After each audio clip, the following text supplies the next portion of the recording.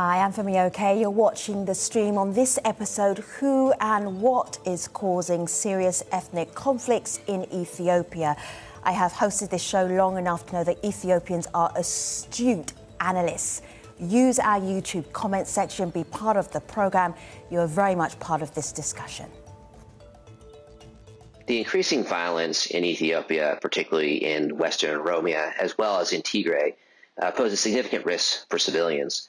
First of all, as more and more people begin to organize along ethnic lines and mobilize accordingly, this poses risks that what has thus far been somewhat contained episodes of violence will start to spread throughout the country. Second of all, as Ethiopia approaches general elections potentially later this year, the overall political instability combined with the uncertainty of how elections will run opens up the potentiality for a much worsening situation when it comes to this type of violence. One comment, your comments are very welcome. You can do so on Twitter and on YouTube. I have to let you know that every single time we have a conversation about Ethiopia, we do ask the government to participate. We asked them again, we reached out, we had absolutely no response. But I am very happy to introduce you to our three guests, Zacharias, Awol and Teodros. Good to have you here on the stream. Welcome back to all of you three gentlemen. Zacharias, introduce yourself, reintroduce yourself, tell our stream audience who you are, what you do. It's nice to see you again, Femi. So I'm Zacharias Zelalem. I'm a freelance journalist and contributor to Al Jazeera and The Telegraph and other outlets. Good to have you. Hello, Awol. Reintroduce yourself to our audience. Welcome. Hello, my name is Awol Alo. I am a senior lecturer in law at Keele University in the UK. I'm also a political analyst for the Horn of Africa, focusing on Ethiopia. Thank you for being on the stream. And Teodros, good to have you back on the stream. Remind our audience who you are and what you do. Femi, thank you for having me on. My name is Teodros Terfe. I'm the chairman of Amara Association of America. We are an advocacy group here in the United States. We work with the United States government to inform them on policy towards Ethiopia, and also with international human rights organizations to make them aware of any human rights atrocities that are being committed in Ethiopia, primarily against Amaras, but also across other groups as well. Teodros, the focus of a lot of the news coverage out of Ethiopia is on conflict, atrocities happening in the northern part of the country, or reports of atrocities happening in the northern part of the country. But you are concerned about what's happening in the west part of Ethiopia. In March, what have you heard about? What have you seen? Well, Femi, I really appreciate you bringing attention to this humanitarian crisis that has received very little attention from the international human rights community and the broader Western media. Unfortunately, what we are seeing in the western part of the country is an alarming increase in the targeted attacks against Amaras by the Oromo Liberation Army, which is in armed conflict with the Ethiopian government, and Gumuz militias. In the first 3 months of 2021 alone, over 250 Amaras have been massacred by the Oromo Liberation Army, and hundreds of thousands have been displaced from the Oromia region, Metekel zone of the Benshangul Gumuz region, and now even in the Amara region. So if I can just point out to a few of these attacks, in the latest violence that occurred that started on March 19th and lasted almost a week, the Oromo Liberation Army made their way all the way to the Amara region, the North Shore zone of the Amara region, and began to indiscriminately shoot at civilians, which lasted almost a week. Over 100 were killed, thousands wounded, lots of damage to property. The Ethiopian military had to come in to respond to this violence because the Amara regional forces were overwhelmed. Earlier this month, on March 6th, the Oromo Liberation Army raided a village while the Amaras were having church service. They killed the priest. They abducted 30 Amaras to the bushes, killed 24. This was followed up again on March 9th when the Oromo Liberation Army killed 25 Amaras in the same area. Mm-hmm. On March 13th, a dozen were killed.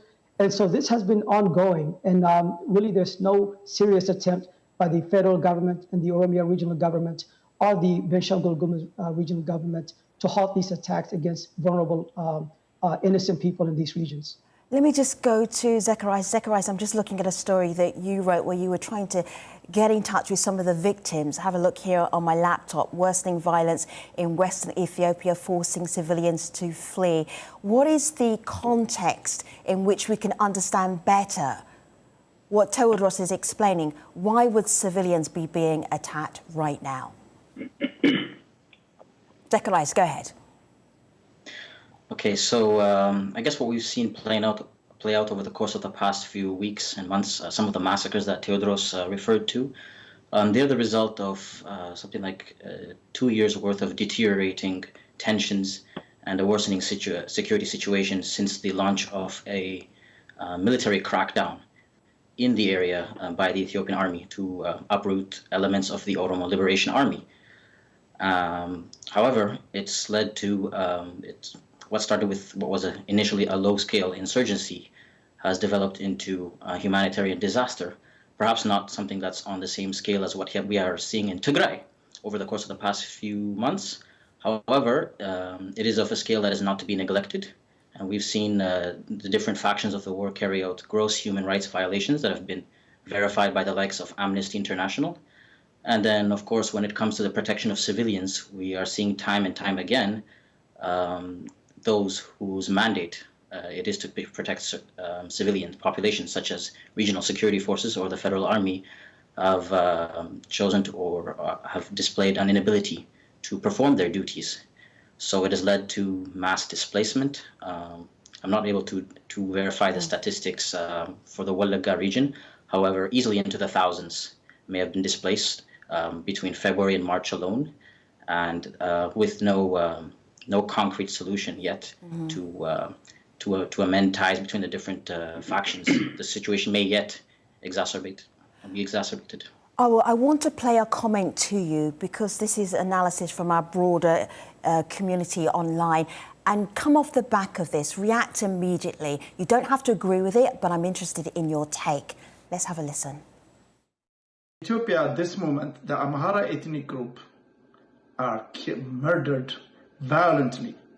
There is a genocide going on in Matakkal, Wallagga, and Dadaye. This genocide is carried out by extremist oil life group, and the government of Ethiopia keeps silent. Amharas are killed every day. This genocide has to stop, and the UN has to intervene and stop this genocide. Please, please, please, the people can't wait anymore. Oh.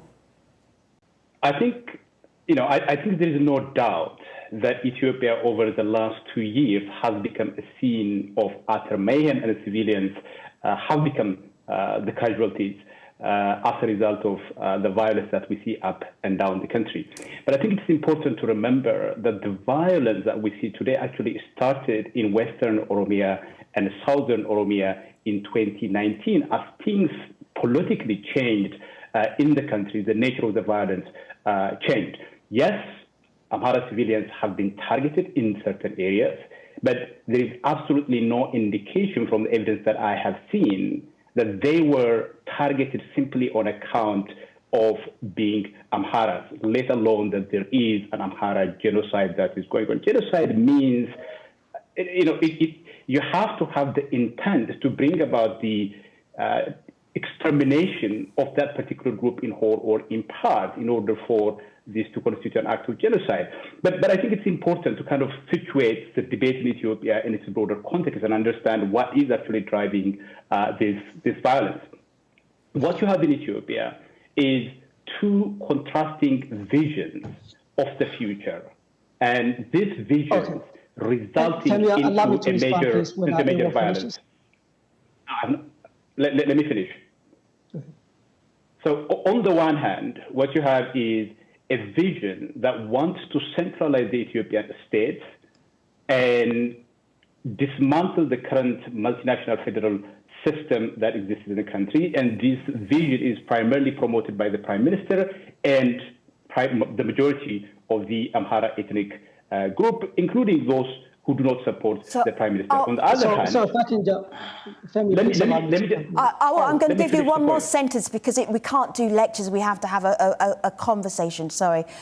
Finish the thought. Finish the thought, but finish it swiftly. Go ahead.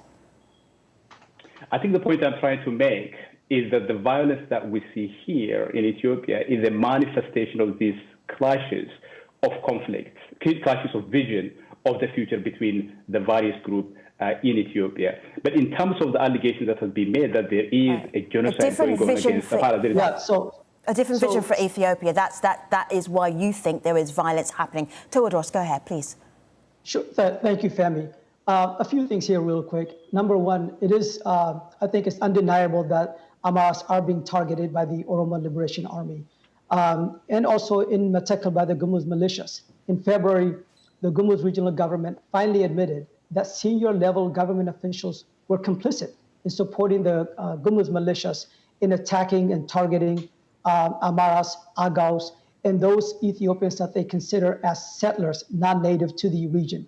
And we believe the same thing is happening in the Oromia region. Tens of thousands of Amharas have been displaced from the Oromia region because they are being targeted. If you ask the victims who's targeting them, this is a good point. Yes. This is a good point for me to bring in. I'm just going to show you this. This is a statement that was sent to Al Jazeera, and also it was inspired by a piece that Zacharias wrote, and they responded, the Oromo Liberation Army responded. So this is the piece that you're seeing. I want to actually put it up on screen so you can see the video there of it. And then we actually spoke to them in more detail, and this is what they told the stream. Have a look, have a listen. An independent body has to be given an access to areas alleged and always beyond ready to cooperate for investigation. Ethiopia is collapsing while the world is looking for a wrong medicine to save the country when it's too little too late. Failing to accept the realities as the cause of Ethiopia's demise today is a deliberate marginalization of the Oromo mass and distorting a century-long quest for self-determination of the Oromo nation and other oppressed nationalities in the country will result into an inevitable disintegration of those independent states. Today, neither Abiy Ahmed's deception nor international community's foul cry will save the plight of the nations of Ethiopia. Situations on the ground are far from what the world is observing on the TV screens. Things are out of control, and an unlawfully declared state of emergency in almost all parts of the country solved nothing. That is today a sign of proof that shows Ethiopia is a failed state. Zacharias, Ethiopia is a failed state. Also, I find disturbing that nobody ever admits to any of the atrocities. Nobody admits to them. Zacharias, go ahead. Well, I'll leave the characterizations perhaps to the legal experts and those who are more fit to comment on those things, like Awel. However, it goes without question that there's been a lack of accountability and massive failures by both the regional and the federal judicial systems to hold those who are behind some of the heinous crimes against ethnic Amharas and other populations in the area for reasons that go beyond logic. So something like 50 people, for instance, killed over the course of February and March, mostly in the Horogoduru district of Oromia. And the governor there, Mr. Bekkele Dechasa, he made no mention of the victims. He did not even issue a statement of condolences via his multiple communications pages. What it has done is systematically normalize such violence. And with the violence, with the killings of something like 50 people normalized, I mean, you can only feel pessimistic about where the country as a whole is leading. So in that sense, you can definitely point to spectacular failures by multiple parties. So gentlemen, I am going to go to YouTube. There is so much to talk about on YouTube, and I'm going to ask you to be fast and swift and quick.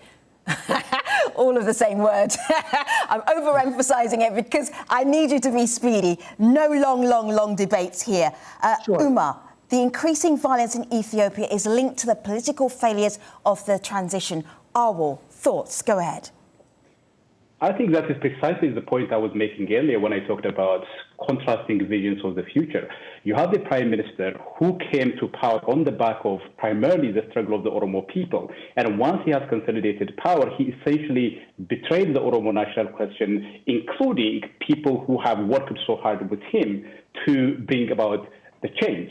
And now this prime minister is trying to single-handedly impose his own personal vision of the future, and that is what is driving the violence that we're talking about. No, that's. I think I have to respond here. Thank you, Femi. So the Prime Minister Abiy is not trying to have a unitary form of government, as Awal is alluding to. If anything, it's vastly different. He allowed the Sidama ethnic group to vote for their own referendum. He did not. Have their own regional statehood. He was. In addition, allow me to finish, please. So I hear the debate. I'm moving on with more of our YouTube comments because we have so many Ethiopians who want to talk to you. And I should also say, I just want to reiterate, we invited the Ethiopian government to be part of this program. They chose not to engage with us on this occasion. Let me put this one to you, Zacharias. This is from Balata B. Thank you. Ethiopia won't go in deep ethnic conflict like we saw in Rwanda. Those vulture politicians like to see that so as to take their share of the brutally torn apart Ethiopia. So basically they're saying there's not going to be an Ethiopia like there was a Rwanda, not expecting that level of conflict. Zacharias, what an awful thing to even talk about as an Ethiopian. I'm sorry, go ahead. Okay, yeah, well, it's still speculation, so obviously I wouldn't comment on that specifically, but I think the saddest part of all is the fact that it's political jostling amongst the representatives and the elites of various political factions that has led to the worsening of tensions, and yet it's the innocent people who have no role whatsoever in that political jostling that are paying the price with their lives and with their livelihoods. Scores of ethnic Amhara farmers being slaughtered in various parts of the country. They had no role in whatever Abiy or representatives of various Amhara or Oromo organizations said in various communiques or on various platforms, and yet the colossal loss of life that they are forced to shoulder is unbearable. It's something that should scar us as a society. And yet, as a society, we're focused more on trivial bickering, and that has also prevented us from really dealing with the situation, dealing with what should be key to the conversation, the massive loss of life. So whether or not the political issues that divide Ethiopians get solved or not, it seems that we can look at a future where we'll see more instances of mass slaughter of innocent people for no good reason whatsoever. So in that sense, I guess you might be able to make some comparisons to, well, Rwanda, I guess, if that's what the commentator said. Right. On March the 9th, Prime Minister Abiy Ahmed talked to the African Union about what was happening in Ethiopia, primarily talking about the northern part of Ethiopia. I want you to see part of this statement because it's really relevant to what we're talking about right now in terms of ethnic conflicts and the problems that are happening all through Ethiopia. These are some of the issues that jumped out at us, and the idea that Prime Minister is saying that Ethiopia is still in transition. There's still a lot of work to be done. I am just wondering here, gentlemen, how do you get out of this situation where we have Amhara civilians being targeted, that there is an ongoing conflict between the Oromo Liberation Army and the government, in Tigray and the government, there is another conflict there. All of these spots where people are being killed, atrocities are happening. How do you get out of that? Tewodros, Thoughts? Well, first, Femi, we must have sympathy and empathy for these victims. As Zacharias was alluding to, they're not part of this political. Political wrangling, and so that's the first thing. And make the protection of the civilians a priority. We need leadership from Prime Minister Abiy Ahmed to work with the nonviolent political actors, civil society, and religious leaders to move us away from this targeted ethnic attacks against innocent people and from this ethnic division that we have and this ethnic system that pits ethnic groups against one another to a system where all Ethiopians are equal, where all Ethiopians are not second-class citizens because some Ethiopians are not second-class citizens if they live outside of their so-called ethnic regions. And that's what we have right now. And so that's really what we need is real leadership and empathy and sympathy and a plan and a vision to get us away from this ethnic-based system that has divided the Ethiopian people. And this is a system that was really forced on the Ethiopian people by the TPLF regime. The TPLF is gone. This system should go along with them. There is a lot of support, gentlemen. Excuse me, Awal. There's a lot of support, gentlemen, for Prime Minister Abiy Ahmed. There's a lot of opposition to him as well. I want you to hear a voice who's pretty optimistic about how Ethiopia can get out of this. Awal, then you can comment off the back of that. Let's have a listen. The ultimate goal of OLF and TPLF is creating chaos in Ethiopia by inflicting ethnic conflict between the two biggest ethnic groups, Amhara and Oromo.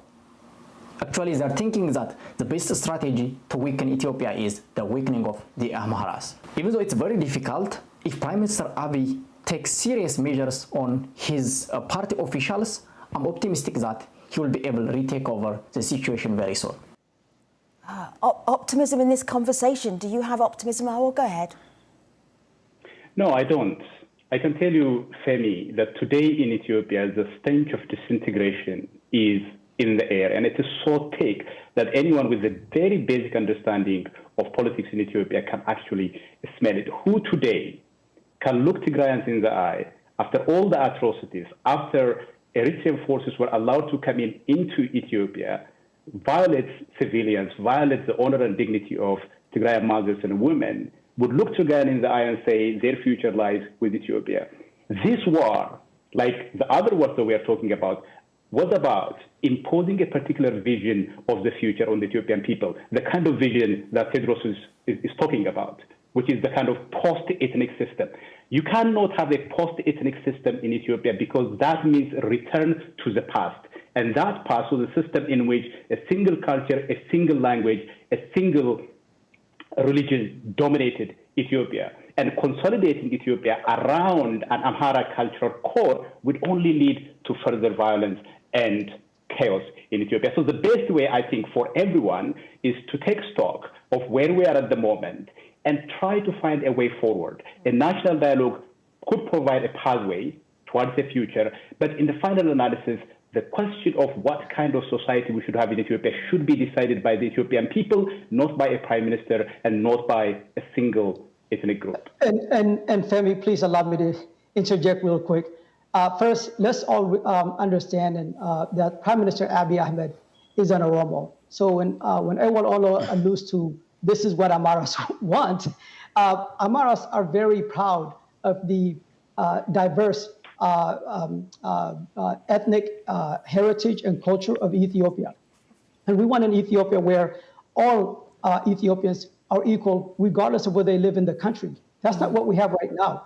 We have a situation where if you do not live in your ethnic region, you are a second-class citizen. And that's what we have. And that's why these people are vulnerable and they're easy targets for these armed groups.